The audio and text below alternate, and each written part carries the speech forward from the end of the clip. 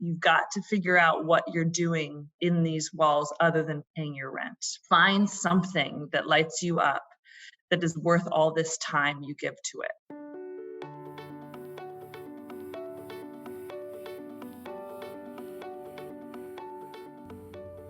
Hello, it's Tony Howell, and I want to welcome you to my podcast. This is our opportunity to have conversations with changemakers, seeking the practical ways that we as artists can use our gifts to change the world. In this episode, I speak with Christine Cole, the CEO and founder of Flaweless, which is a world-class hospitality company in New York City. She's a serial entrepreneur with 2 decades of experience owning, operating, and managing the best restaurants in New York. She's also hosted the Obamas, designed holiday windows on Fifth Avenue, and created culinary confections for Bloomingdales, Whole Foods, and many more. In this interview, we discuss Christine's journey from artist to CEO with all of the auditions and classes and gigs in between. We also talk about creating exceptional personal and business growth through hospitality, how you can change your culture through leadership. We get into a little bit of some tricky things like having hard conversations with your boss, your agent, your partner, or partners in your business. There's so much more, and I can't wait to introduce you to Christine. Enjoy.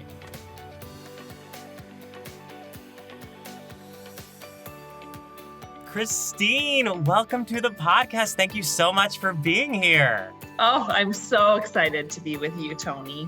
Thank you for having me.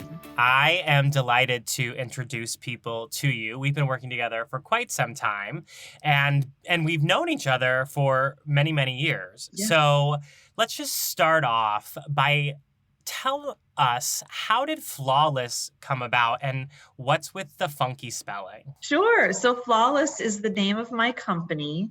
The funky spelling's very intentional. So for those listening, it's Flaweless. And I added the extra E in there, to intentionally spell it wrong, because I have a deep belief in anti-perfectionism. But I also wanted to create the word awe within the word.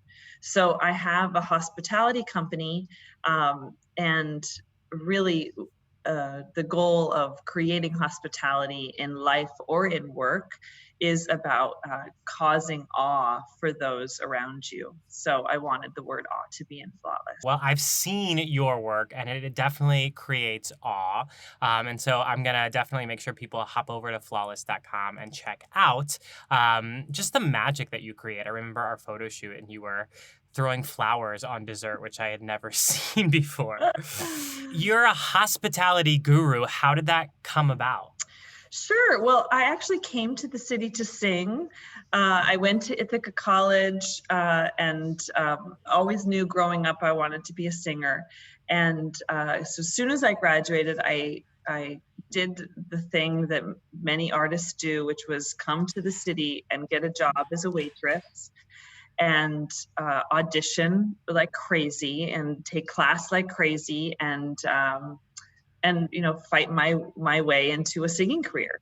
And I did that for a lot of years. And while I did that, I obviously continued to pay my bills. Between gigs, I would land by working in restaurants. And my dad said to me early in my years, he said, why are you waiting tables? And I said, well, to pay my rent, obviously, duh, Dad. And he said, you're wasting your life.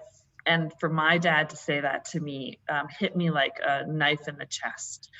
And he looked at me and he said, you've got to figure out what you're doing in these walls other than paying your rent. Find something that lights you up that is worth all this time you give to it. So I said, I thought about that, and that's when my already love for food and wine really began to flourish. So I started to really invest in in service and food and wine, and have a delightful time while I was waiting tables in between my gigs. Then doors started to open up for me in restaurants, and honestly, that success was really attractive. Even though I'd had success as a singer, the consistency and the perseverance that is required of an artist to keep going was waning on me. So I started to take some of the offers in management in restaurants, and my career just went crazy. So I've spent now the last 20 years owning or running New York City restaurants and managing teams. And a year and a half ago, I left operations of restaurants to start Flaweless. Beautiful. And I want to ask you, now that you have been an artist and then inside other businesses, and now you are the artist of your own business, can you talk about just the different experiences that you've had as a professional in all three of those areas? And is there any similarities or differences to being an artist, to being working in someone else's business, and then also owning and starting your own company? Oh, totally. One of the things working in restaurants taught me that when I reflect in being an artist, a professional artist, or in helping other people with their companies, is it's in the mistakes and how we react to them that incredible things happen. Memories are created.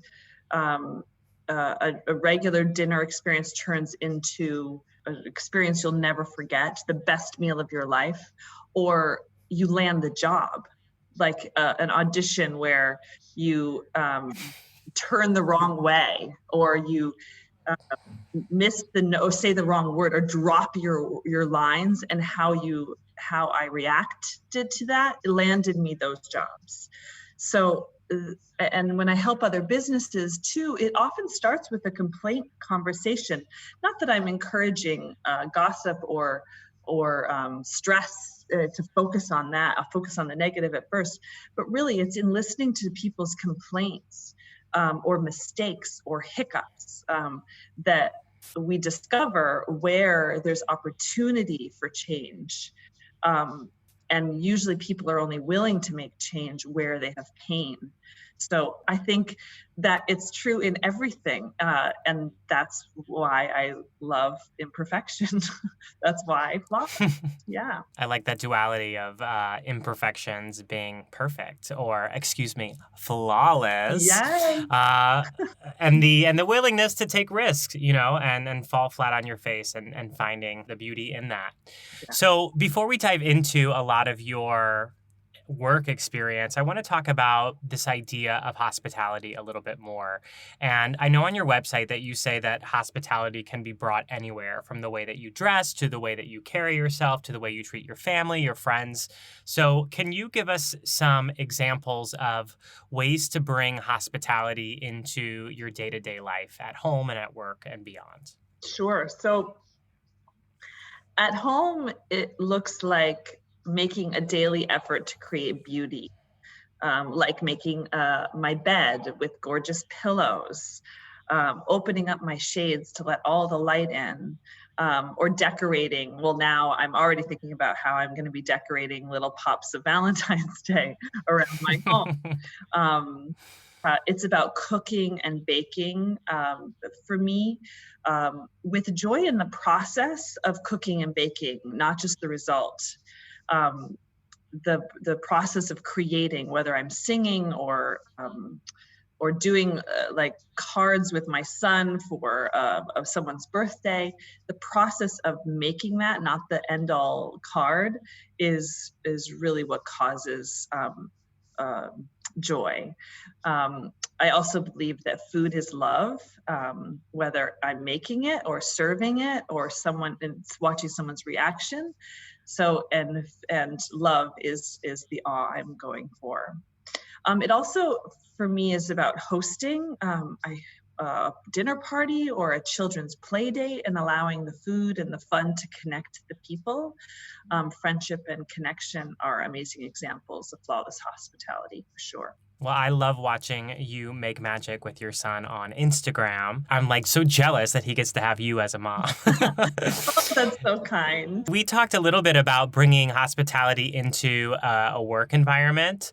And I know that you've worked with many, many businesses from startups to international, long running companies in New York. What are some ways that you bring hospitality into businesses? Yeah, I get the leaders to focus on their people. Whether it's a restaurant, a small business with 5 people, or international business with multiple locations that have 5,000 people each.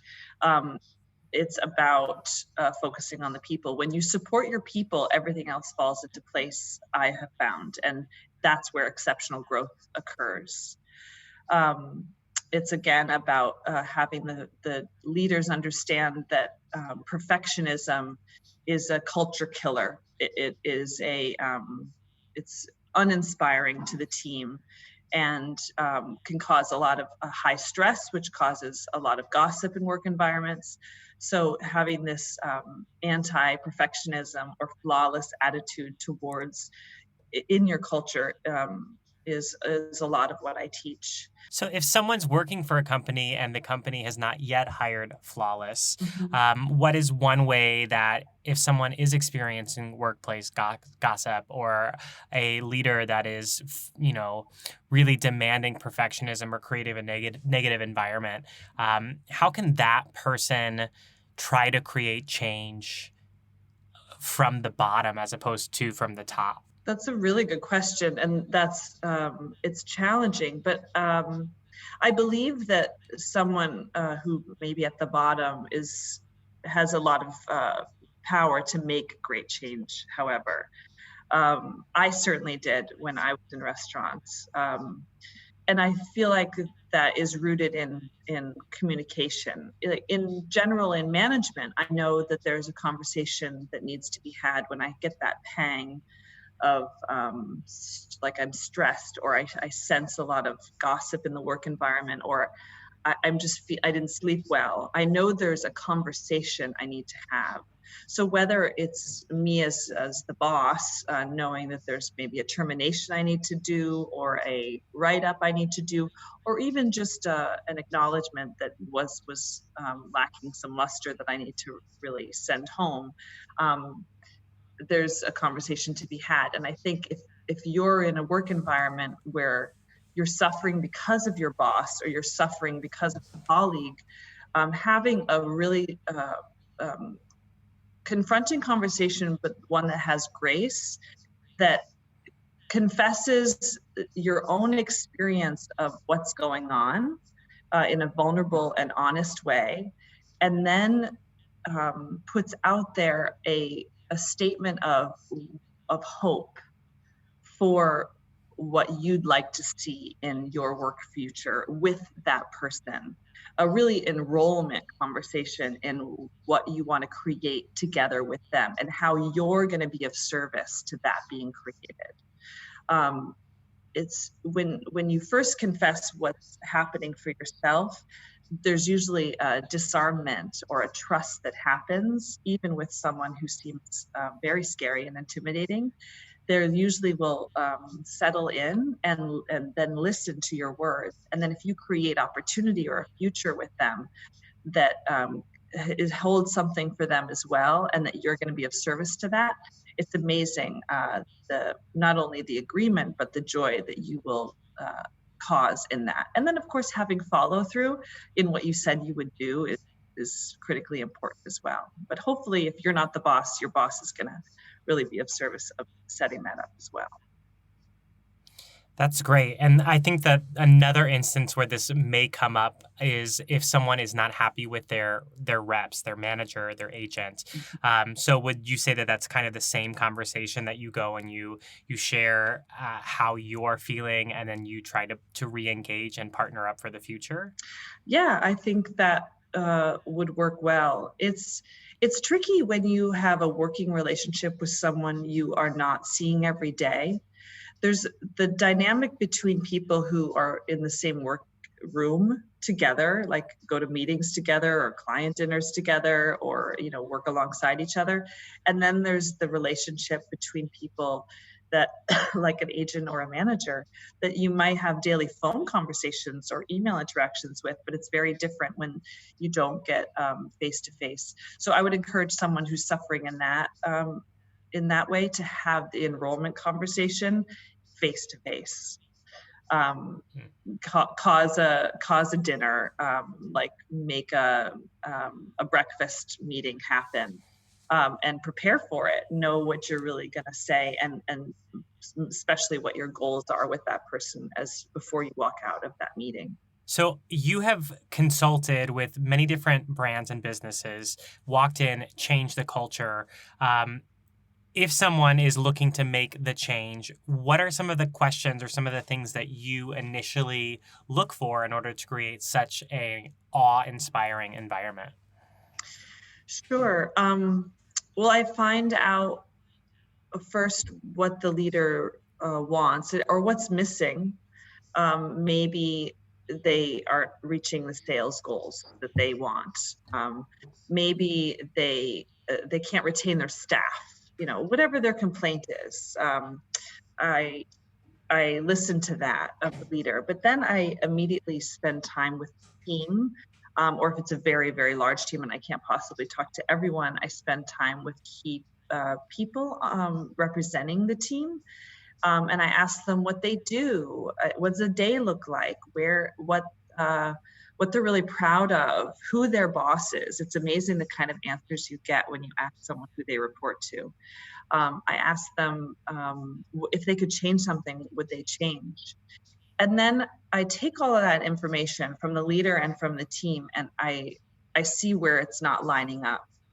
And often this comes down to a people misfit in companies. So I make some recommendations. In some cases, it's a lot of terminations, and in other cases, it's a lot of training.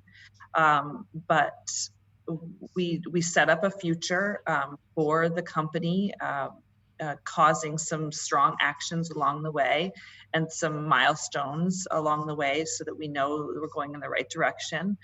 And we either heal a broken culture so that the team can then cause whatever was missing before, that they have attention or they cause their sales. And then we keep evaluating and seeing what else we'd like to create. But, again, once you focus on your people and get the right people doing the things that they do best, sometimes it's that. Sometimes people are put in a job that might not be their strong suit. And so I help the leader identify those strong suits and maybe shift people's roles or titles.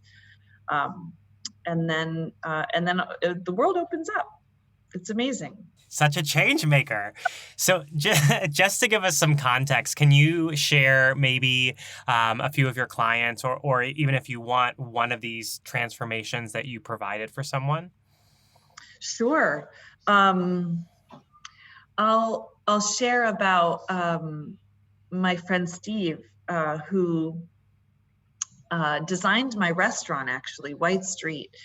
So he has a beautiful Italian furniture design company, and he works with a team of designers in Italy to either make custom or pieces or to do big projects like a restaurant, or they do the furniture for Tiffany's, for example. And so Steve, I had the pleasure of working with, and he designed my restaurant in breathtaking ways. It's still known as one of the most beautiful restaurants that ever hit the town of New York City. And he heard that I was leaving the restaurant scene operationally, and immediately called me asking for help. And I wasn't sure if I was like, are you opening a restaurant, Steve? I'm not quite sure what you need my help with. But he was around during the opening where I hired a lot of people, and trained a lot of people. I fired some people, but I enrolled a big group of people in a mission, and they enjoyed it. they had a good time, and they'd work long hours for me, and they wouldn't complain. And they would help each other, and they would help me. And it was a wonderful experience. And he saw that, and he said, I have 5 people, and I can't figure this out. My company's 12 years old, and we're not making the sales, and I'm just, they're not doing what I need them to do. So I took time with his team. I got to know them and their daily work life and their goals. And I recommended firing all but one of them. And Steve trusted me to do that. And we changed over his team, and we created a new team. We had some hiccups in hiring. We didn't hire perfectly when we hired the new team, but eventually we did. And his sales have gone up, and almost arguably more importantly, his culture is rich and joyous, and he is has opportunity because his team can handle more, to network more, to have events, and to grow his business in ways he hadn't ever even realized, because the team is in place. I'm going to put you on the spot here and just ask, in a world that we live in right now, and there's definitely polarity or, partisan viewpoints, do you have any light bulbs of how we can together try to enroll people beyond the mission of a company, but towards the human mission of like taking care of one another? Is there any parallel that you can see in the work that you do in creating a workplace culture that we could expand and try to apply to a community or to a country? Honestly, it's just about kindness. There's no reason, even with as many people as I have fired, my husband laughs. He goes, "You're the only person people hug when you fire them," and which I thought was really funny. But I'm so grateful that they hug me. But the reason that they do is because I'm entering that conversation, not because I'm attacking that person. I mean, for goodness sakes, they're already being fired. I'm simply saying what's so about a business, and then creating a future for them that is obviously better than where they are, because it's not working for the business, so it's not working for them, and create a future and help them feel supported in whatever they're going to do next. And I think that there is this idea in management, in a business, in terminations as that example, that if you're not tough, you're not going to be heard. It's like this high school football coach mentality. You can see it in our country's leader, that if you're not insulting someone or making them feel small so you can feel big, that you're not going to win. And I have found 100% of the time that it doesn't work, that it works so much better to have grace, have kindness, be very honest. Some things are hard to say and can hurt feelings, but it doesn't mean that there is a lack of love. And there can always be love or kindness in the environment, and how we treat ourselves and how we treat each other. That's it, kindness. Thank you for going there with me. I was just like, let me just zoom in here for a moment. Let's stick shift over to another area that you are flawless in, and that's creating environments and experiences for people. So I know that you have thrown some of the most epic events in New York City, a Taste of Tribeca, for Broadway Inspirational Voices, and if memory serves, you even did something for the Obamas. I did. So can you tell us a little bit about your experience in event curating and what that is like? Oh, yes. Events are amazing. And for someone like me, who's a theater girl, who loves food and beverage and service, events are both of those things together. So it's extremely theatrical. Even a night at a restaurant is extremely theatrical. The curtain comes up, you do the show, the curtain goes down. But an event is a kind of pumped up version of that. And people often think about events as being how many bites of food they're going to have. Like if I'm hosting an event and I want to make sure my guests don't leave hungry, this is often what I hear when someone hires me to do an event, or like what the signature cocktail is going to be. And really, sure, those things are tools and they're fun to think about, but it's never the priority when I am thinking about an event. When I'm thinking about Michelle and President Obama being in my space, I'm not thinking I want them to love that bite of meatball. I'm thinking how I want them to feel when they leave my presence. So we start with that. Like, how do you want people to feel when they dance out onto the New York City streets? Oh, you want them to dance. Okay, great. So that helps me think about what we're going to serve and how much we're going to serve and how we're going to serve that. And I always staff appropriately, meaning I match people to the environment we're creating, meaning their personalities and their skill sets. Whether I'm hiring someone to work for a company for 10 years or I'm hiring someone to work for an event for 6 hours, it is equally important. And so again, I focus on the people and then I really enroll them in the vision of the event. And together that it pulls me like putting on a Broadway show. I just had an idea that there are many actors listening. So maybe they need to get in touch with you and try to enroll in these fun experiences. Oh, yeah. But I also want to ask you, let's say that we're not entertaining the Obamas, but we do want to have our friends over for a special night. So what is a way that we can apply the same idea of creating a feeling for a smaller dinner party or brunch with friends? How can we scale that down but still have the same effect? Sure. So fun. I do this every week, so I'm very practiced at it. But often people who come to my home for a little get together are in awe of like how I'm getting it all done. And one of the things I give permission to people to accept is that it doesn't have to be all ready when someone walks through the door.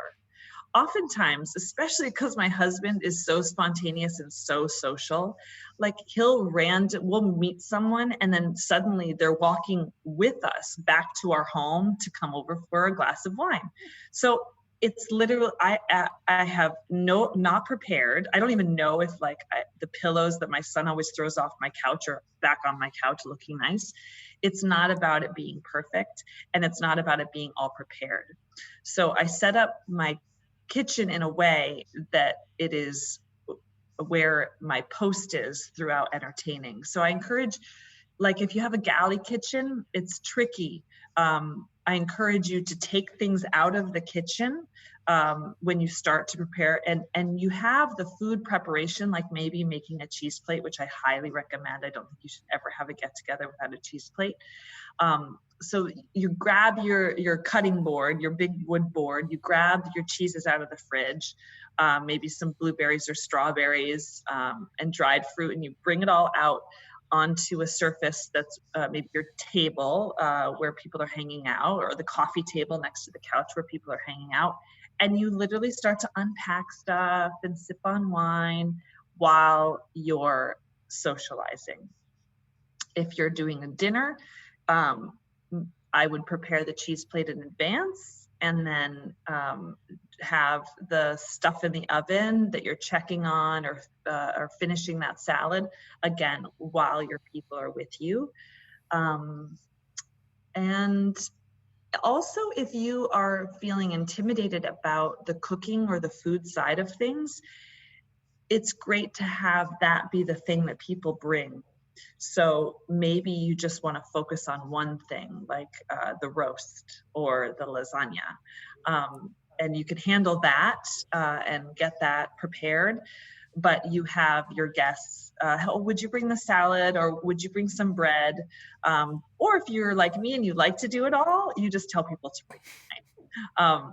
But having help is also fine. Again, it's the process and the sharing of the process with your friends or family, that is the whole point. So it's not about it being this finished project. It's just like you flow and with such elegance. So I want to ask you where you learned so many skills and talents.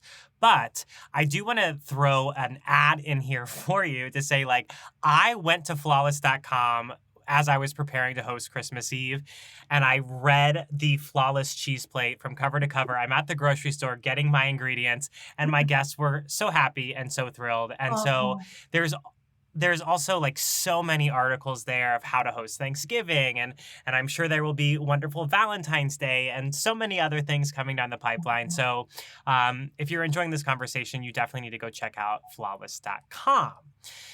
Christine, okay, so business, culture, hospitality, food, wine. Where did you pick up all of this stuff? Who have been your greatest teachers or influences? well, absolutely my mother, from the get-go, and my father, who worked for a French company, and we're Canadian, and my dad is Scottish. So I grew up in a home that always had visitors. There's a kind of European or British mentality that's sometimes not shared with American families, I have found, where I think there's a lot more preciseness is needed, or it's a big deal to have people over for dinner. Where I just grew up with parents that if they saw a backpacker on the side of the road, they were totally at our dinner table that night. And so I've adopted that in my life. That's had a big influence. My mom also cooked every meal for our family of 6 every night and worked full time. So I got to learn from the ultimate multitasker, who was also had a great ability with food. So she taught me so much about multitasking, entertaining, and cooking. And I grew my love for baking, I don't know, straight out of the womb. So I used to call my mom at the hospital, she's a nurse, and say, Mom, it says I'm supposed to fold eggs into flour. And I'm thinking, like, I know how to fold a sheet, but I'm like a 9-year-old, like asking my mom, how do I fold an egg? Like, so cute. So she would just tolerate and love me through all these questions. So that had obviously a big influence on me. Then in my professional career, the chefs I've worked with, or owners I've worked with, have had incredible impact on me. I remember wanting to make a lobster risotto and running into Bond Street restaurant where I was GM, and said, Chef, Chef Mark Spitzer, I was like, I'm making lobster risotto, but it says I need lobster stock and I only have fish stock. And it was just one from a bucket. And so he would come, go to the basement and like pull out this, of course, Bond Street fish or lobster stock. And he would say, just use this, Christine. And then I would bring that home and I would use the 3-day made amazing like lobster roux stock that Bond Street had actually made. And I'd throw it into my risotto and serve it to my husband, or soon to be husband at that time. And I looked like a genius, like the most incredible chef ever. So anything from that, like using my resources, but then also going back to a chef like Mark Spitzer or Alex Stupek or Floyd Cardoz or Jonathan Moore, and saying, I was reading about making chocolate truffles, and I know that like tempering chocolate is really hard. And then I would have these incredible chefs tell me, well, yeah, it is really hard, but try this, this, and this, or make sure you do that. Or did you know that you shouldn't salt your vegetables before you roast them because they sweat and they become soggy rather than crisp under the in the heat of the oven. So I had, Wait, there was a tip there. I Can you know, repeat that? I I just know. learned something. I just feel like I'm getting the makeover. So tell me about salting my vegetables Yes, after they're out of the oven? after they're Okay. out of the oven. Yes, right after. But yes, if you are really going for a crisp roast, like a Brussels sprout, for example, where you want those like little burnt parts, don't add your salt before. Add your oil and your pepper in a real hot oven. Let them get really crispy, and then because the salt pulls the water out, and it causes water to be present, and they steam instead of getting crispy. But yeah, I learned that from these chefs, and the list is endless, and I'll share it all. And I do. I Yes. share what they've taught me along the Subscribe. way. Subscribe. So I want to zoom in. We've talked a little bit about White Street, but you haven't touched on Christine Eats. So tell us about Christine Eats first, and then I may have some follow-up questions. Sure. So I decided that I wanted to own a business, mostly because my husband is an incredible entrepreneur, and I was inspired by him. And I picked up Martha Stewart's book at the time. I don't even remember. It was like 12 somethings or like steps of something, but I love Martha. And she'd come to my restaurant recently at the time. And she's like a force. Oh, she's so incredible. And so I had her book, and I open up chapter 1, and it's like about being an entrepreneur, having a business. And she said, pick something you are more passionate about than anything else. And then she talked about the entrepreneurial spirit, and she basically described my husband. She said, you somehow just keep going. You don't ever get sick. You need less sleep than the average human being.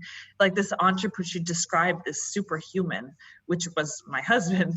And then she said, and so you may not be that. You may not have the entrepreneurial spirit, but either way, choose something you're so passionate about, because to be successful, you are going to live, eat, and breathe it. It's going to require so much time and so many years, and the perseverance is so intense that you won't succeed unless it's something you love. So I immediately knew I was going to start Christine Eats. I was like, oh gosh, what am I most passionate about? I am most passionate about food. I am going to start a food company. And I'm always obsessing over something really difficult in the kitchen, and I love to. It's the process that I love. I happen to be obsessing over how to temper chocolate and make chocolate truffles. I wanted to know how to make a truffle. So I decided I would start with Christine Eats, and I was just doodling with my new name. My name was Christine Emsley, and it was going to become Christine Cole when I got married. So I was playing with the CC and the CE of my old and new initials, and my Emsley was becoming my middle name. Anyway, somehow Christine in my little napkin doodle, Christine Eats, came out. So I named it Christine Eats, and I started to pick my favorite things I'd ever made, and recipe test them further and make them products. And my company quickly got a focus, which was to be liquor-infused confections. So I had a line of Prohibition truffles and chocolate bars that I sold to Whole Foods and Bloomingdales, and did amazing fashion events for Nanette Lepore and Ann Taylor with. And had so much fun along the way, because I got to be like, oh, you want a lemon flavored one? Okay, so we'll use limoncello. Let's see if that tastes better with white chocolate, dark chocolate, or milk chocolate. Guess what? It tasted best with white chocolate. And then I also had a line of bourbon caramels. My packaging was super fun. The branding, the culture of my team, which was all out of our apartment. God love my husband for many years. Temp caramel chocolate machines and a 1-year-old, like you can imagine the scene. But yes, Christine Eats was amazing. I decided to put it to rest once I opened White Street. I had kept it going for like a year into my White Street journey, but Christine Eats was about 6 years old at that point. and I had a new baby, Frith, and a new company, White Street, and something's got to give. So I chose obviously not to give up motherhood. And I give up White Street at that point, even though I did a little bit later. So yeah, I put Christy Needs to Rest, but it lives long in me. I created it. I'm so proud of it. And certainly those products I still try to utilize as much as I can when I do events. And there's a flawless recipe for chocolates right there, so we can all benefit from that. Yeah. You are a serial entrepreneur. You have gone from company to company to company.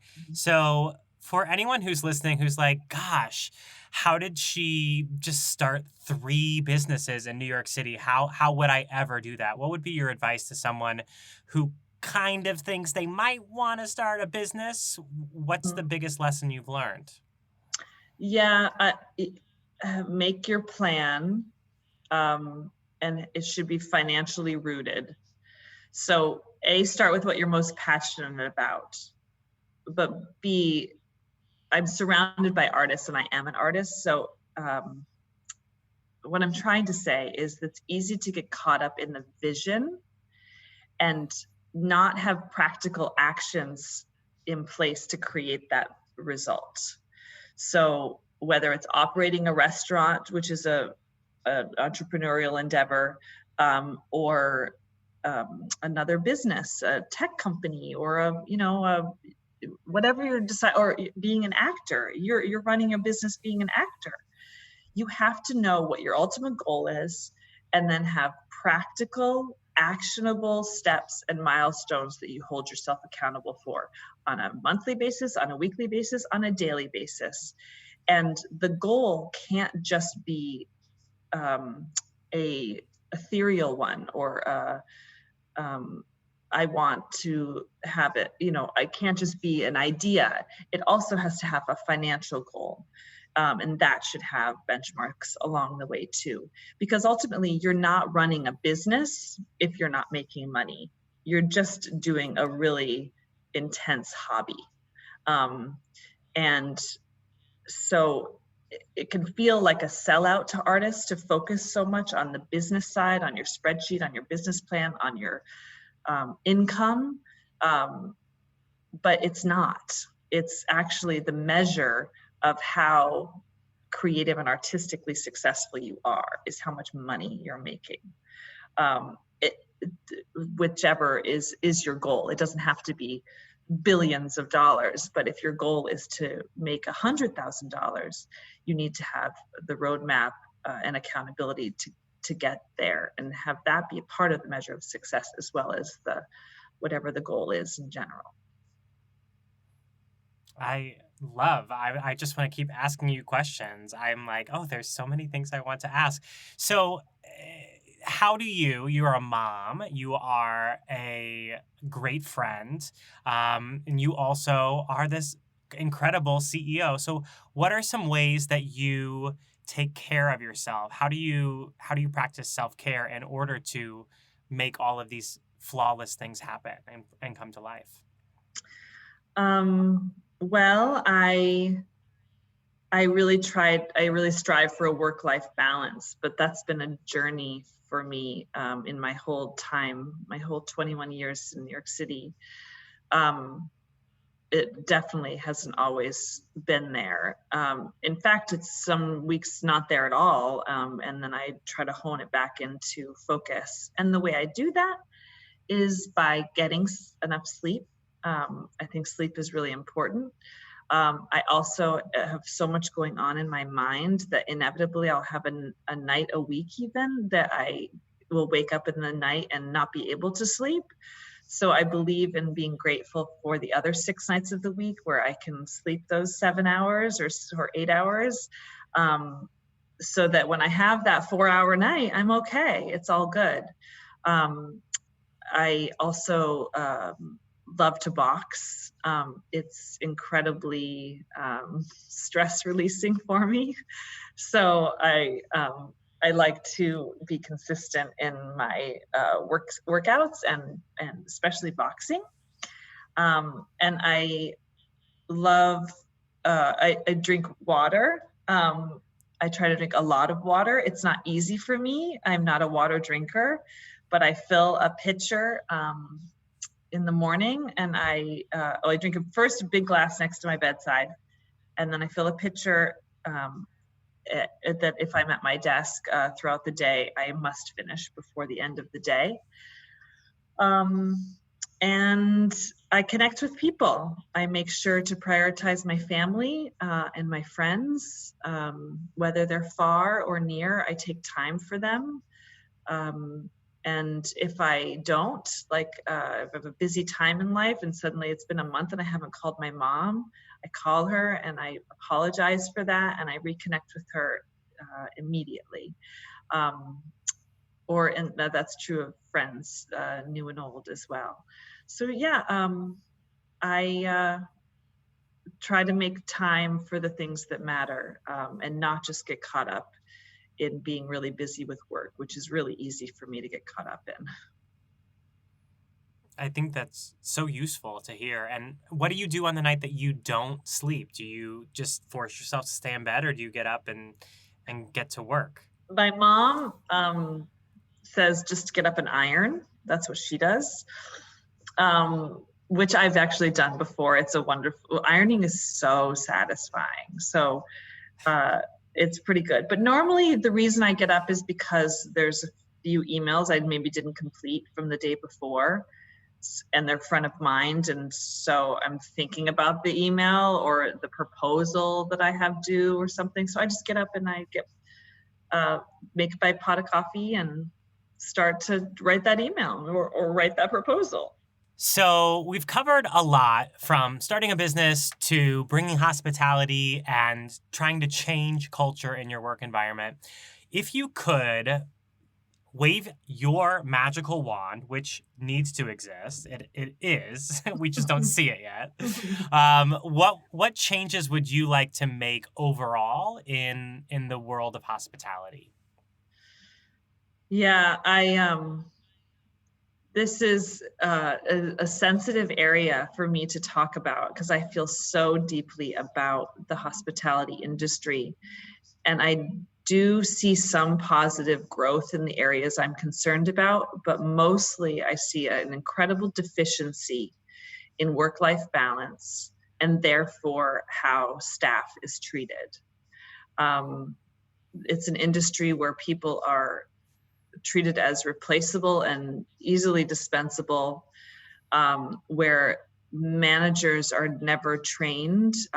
They're simply servers or bartenders who are really good at serving and bartending, and then one day someone handed them keys, which breeds stress for that individual. And that stress, on top of having an expectation, perhaps a chef or an owner that expects you to work 80 hours and then doesn't train you on how to manage your people, causes you to become a tyrant.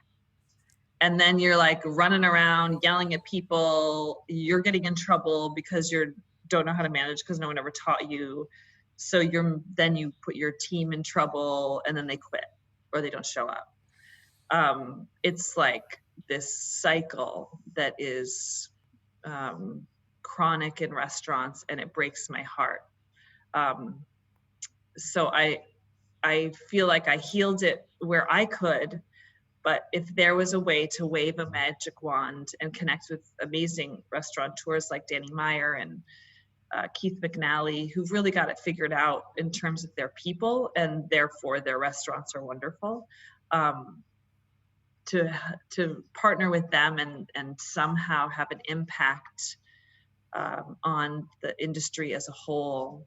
And if I really had a magic wand, but I feel like it would take a turbo magic wand, I would cause every chef to stop working more than 40 hours a week and go home to their husbands or their wives, go home to their children, and fill all up, cook dinner for them, and then come back a happier, non-knife throwing, non-crazy chef. And see the impact that would have on their team.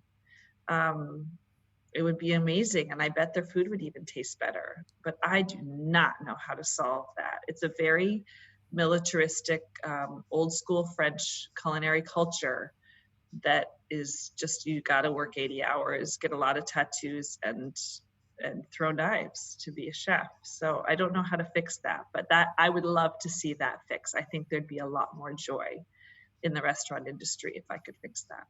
Well, I think that you are the embodiment of that. And just by saying these words, maybe someone will share this with their managers and restaurant tours.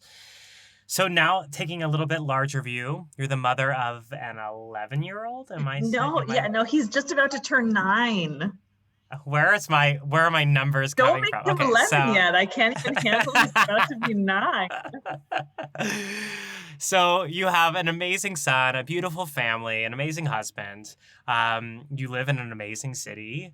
That being said, we are seeing, just crazy events going on around our world. So this podcast is about conversations with change makers. You're clearly one. If you could make a wish, wave a wand, affect change, what would you change about the world? Like, how can we make the world more flawless? I think that we need to have acceptance for the beautiful diversity that exists. And I think that food is an amazing connector. So I think that we should have dinner parties with world leaders and artists and children all at the same table. And then we should play Uno at the end and have people skip together down the street as they leave, and allow service and food and experience of the evening to cause a connection to people who are very different in maybe their religious or backgrounds or their political philosophies. I think that that's brilliant, and I hope that we get to see that happen. I know. I'll throw it. I'll cook that part. Yeah, I was like, the food will be great for the kiddos and for the world leader from wherever they're from. They will. Yes, yeah, I'm like, okay. I can't wait. Yeah. Christine, what is coming down the pipeline for you that you can share with us? Like, what's next for you? Oh, I just want to have a greater reach. I want to have impact and inspire people and cause change in brand culture and businesses, and cause joy and kindness in this world. And so I'm writing a book. What? I'm writing a book. I hope that my book will help my reach be greater than it is today. Yeah, I just want the world to be flawless. That's amazing. I also have to echo that, like, your writing, your work, there's so much richness there. I mean, you're a sommelier, you're a chef, like, so there's so much to glean from you. So I'm excited to see that book come to life. Me too. Thank you so much for being here. Anything else you wanna share before we sign off? Gosh, just thank you so much. I'm so inspired by you, Tony. And it's so kind of you to ask me these questions and give me a chance to reflect on what I want and what I've created. So thank you so much for having me. Thank you. I mean, we talk weekly, but it was really a wonderful experience, and I'm just, like, so excited for people to hear this. So for the listener who wants to get connected with you and they want to learn more about you, what's the best way to do so? Well, certainly subscribe to my website and I'll stay in touch with you constantly. My website is flaweless.com. That's FLAWELESS.com. You can also email me at info@flawless.com. And I would love to hear from you. Well, Christine, thank you so much for being here. And I look forward to your book coming down the pipeline. Thank you. Hey, it's Tony. Thank you for listening. And I just want to take a moment to highlight a few things that Christine shared. Remember that Flawless started from anti-perfectionism, so don't be afraid to take risk. And it's when we allow mistakes to happen that we can create that awe in Flawless. The process, or staying in the moment, is what creates the joy and the brilliance. So through doodling and wordplay is how she created Christine Eats and Flawless. Finally, do everything with kindness. Everything. And it is by doing that Christine is able to get a hug from someone she's just let go of. I know that there are so many more gems in this episode, and I know for a fact that Christine and I would both love to hear from you. So take a screenshot of this episode and share your biggest insight, your favorite takeaway, or your favorite moment, and make sure that you tag Christine at Flawless Life and myself, Tony, so that we can see it. Now, if you want to hear more episodes with other changemakers, be sure to check out our entire 2 seasons on your podcatcher of choice. And of course, I would absolutely love it if you would subscribe, and love you even more if you would leave a review. Of course, that's not all. Christine Cole is literally flawless.com. That's FLAWELESS.com. Her website's an amazing resource for incredible recipes, wine resources from a sommelier, visual guides for event planning, changing your life and business. So head over to her website and you'll get a free wine pairing cheat sheet. And if you join her VIP list, you'll get more ways to bring world-class hospitality to your life. Now, I would love it if you'd hop over to tonyhowell.me. We have a digital wellness quiz to grade your online presence, and you'll get personalized recommendations from my team of what to watch, read, listen to, download. And I would absolutely love to be your guide to help create digital wellness and change. So thank you for listening to Conversations with Changemakers. Now, please go out there and use your work to change the world. I hope you and I can have a conversation very soon.